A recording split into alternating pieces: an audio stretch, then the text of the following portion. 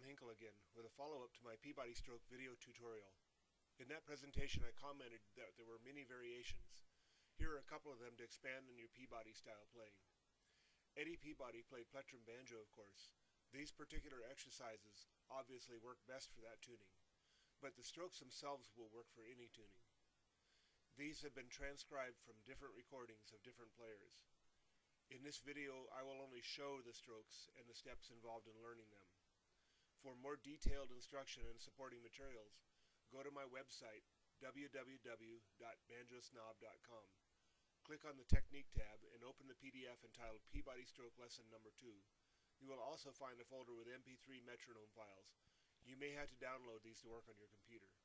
Eddie Peabody has been the most influential plectrum banjoist in our short history, and many players, including myself, owe him a huge debt of gratitude. His is the characteristic plectrum style. I have been given a unique opportunity. I'm playing these examples on a banjo once owned and played by Eddie himself. It is on loan to me from his son Eddie Jr.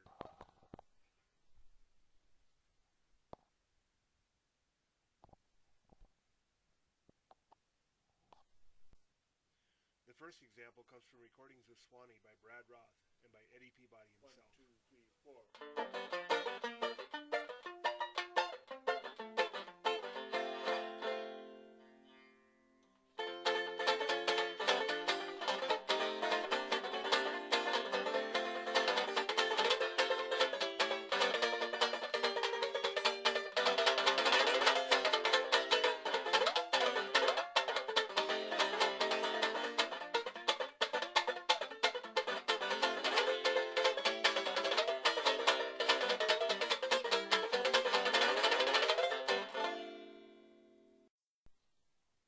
This stroke uses the exact same 4-bar syncopated rhythm as the one from the first video, just with different chords.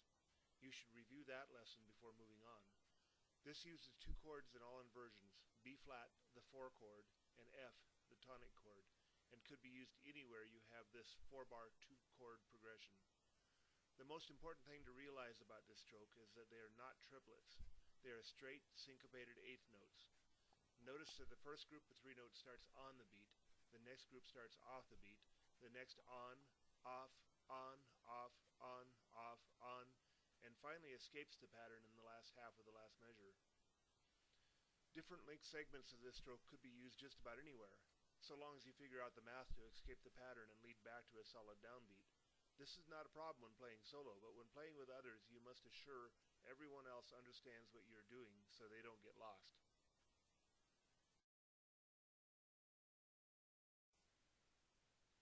The next variation is obviously Peabody inspired and comes from Buddy Watcher's recording of Yes Sir That's My Baby in his Charleston medley.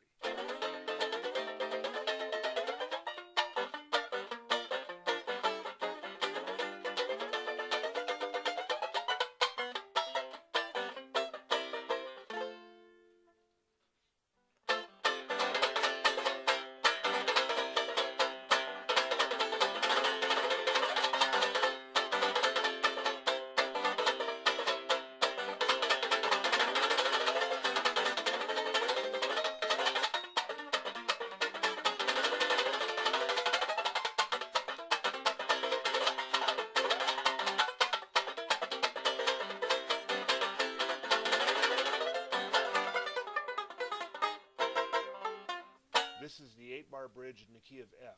It uses 2 bars of a triplet glissando stroke for the F7, 2 bars of syncopated split strokes for the B flat, 2 bars of triplets for the G7, and finishes with 2 bars of split strokes for the C7. First, let's learn the triplet glissando stroke.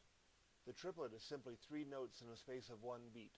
Say tripolet, tripolet, tripolet, tripolet, with the trip on the beat. Another popular way of intoning this is one and a, two and a, three and a, four and a. Learn this rhythm first. One and a, two, three and a, four. One and a, two, three and a, four, etc. Realize that beats 2 and 4 are upstrokes, so down, up, down, up, down, up, down, up, down, up, down, up, down, up, down, up. Strum this now. Kill the strings with your fretting hands so you are not distracted by tones.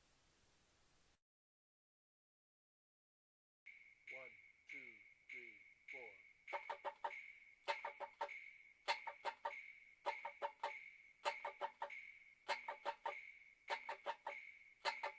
4. Now play a full measure of triplet strokes. Use your metronome and repeat until it's comfortable. 1, 2, 3, 4.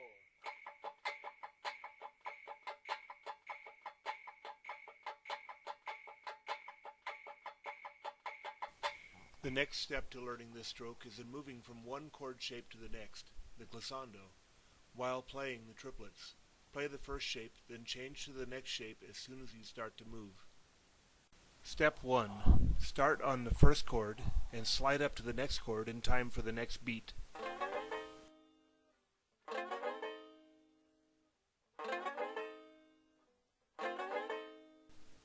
Step 2.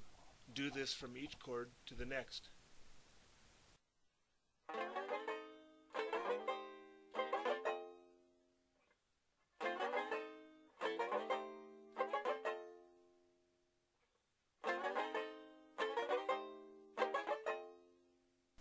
Step 3. Keep playing the triplets all the way through the chord changes. For the last 2 beats of the second measure, simply keep sliding while playing 2 beats worth of triplets.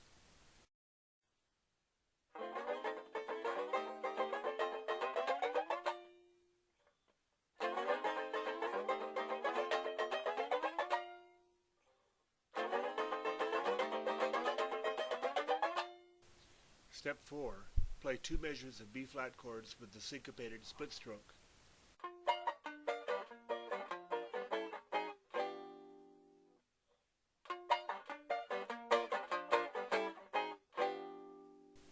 Step 5. Play 2 measures of G7 chords with the triplet stroke.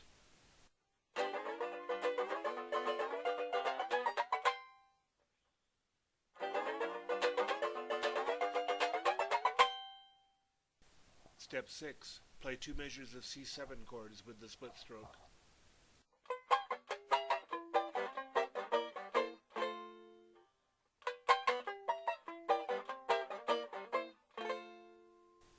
Step 7. Finally, put it all together.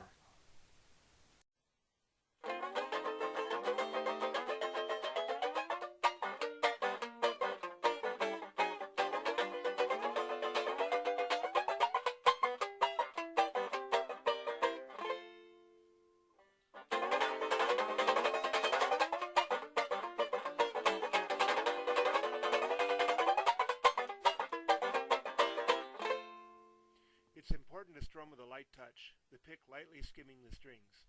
Otherwise, you'll get a very heavy-handed sound and the stroke will be even more difficult to play. Experiment with how softly you can play these exercises.